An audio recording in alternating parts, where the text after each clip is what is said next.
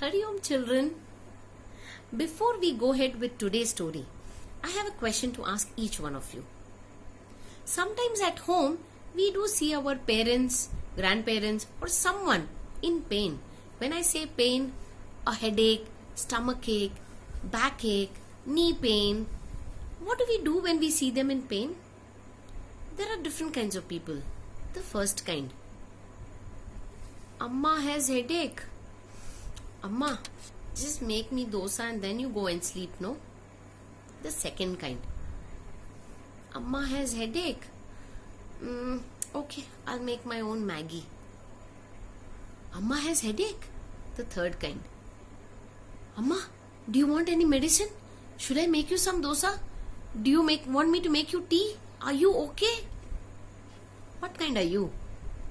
Now, we all fall into any one of these three categories. There is a fourth category. And in that category is where our hero falls in. Narayan Bhattadri. Born in 1560 in Guruvayur, in Melpattur, in Kerala. He was a very bright and a brilliant student. He went to his teacher, Achyuta Pisharadi, to learn. And we all at the end of our Gurukul usually give Guru Dakshina.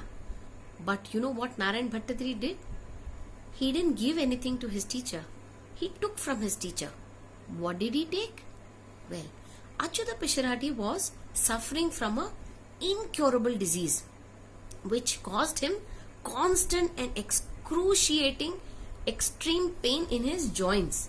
He was not able to move on his own. He constantly needed help. Now, by using a particular kriya, Narayan Bhattadri took his guru's pain and the disease onto himself and relieved his guru. Who does that? Well, he did it. And that's why he is the hero. For the first reason. There's a second reason.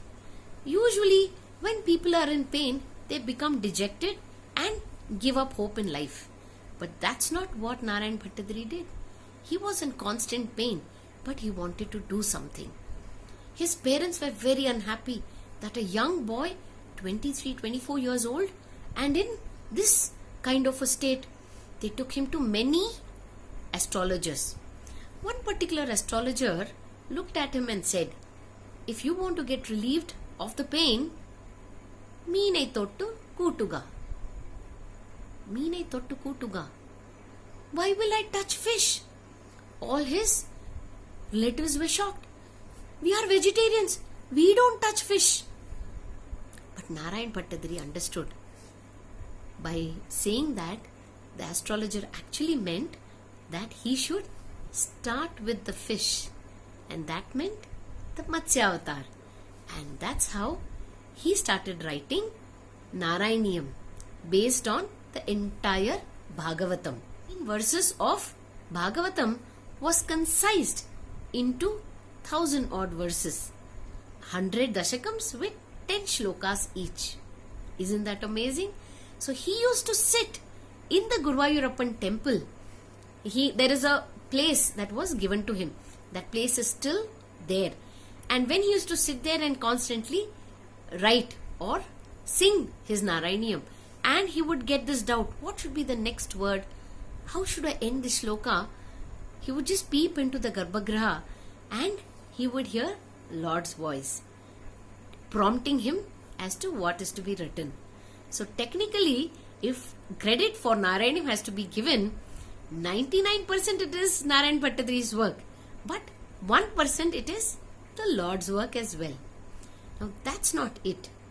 Narayan Bhattadri belonged to a secret school of mathematics. It was called the Sangama Gramam. They usually did a lot of encryption in their shlokas. They used to encrypt the value of pi in some shlokas, or they would communicate the dates on which they wrote the shloka or the day in which they ended the shloka, or various other things through different shlokas. Now when Narayan Bhattadri was ending Narayaniyam, he ended it with saying Ayur Arogya Saukhyam.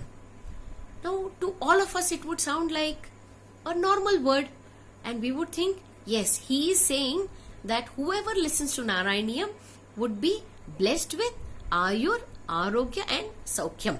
That is good health and happiness. But there is a second meaning to it. It is called as the Katapayadi Sankhya. They used Katapayadi Sankhya to encrypt. If we use that encryption language and decrypt Ayur, Arogya, Saukhyam, it would come to a certain number.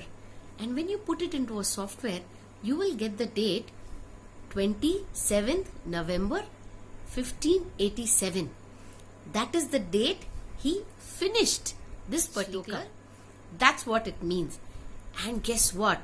It also was Guruvayur Ekadashi on that particular day when he finished this Narayaniyam. Amazing, isn't it? So encryption was something that was known to people even then, and so beautifully that could be blend into this kind of shlokas, right? So try Google and finding out a little bit more about Sangama Gramam. You might find interesting things. Hari Om.